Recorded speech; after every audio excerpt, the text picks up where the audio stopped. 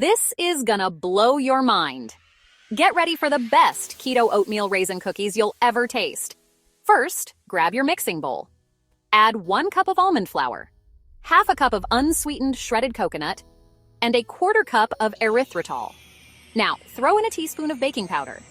Mix it up good. Next, in a separate bowl, beat 2 large eggs. Add a teaspoon of vanilla extract and 3 tablespoons of melted coconut oil.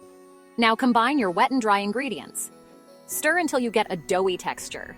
Time for the stars of the show. Add a 1/4 cup of sugar-free raisins and a handful of chopped nuts.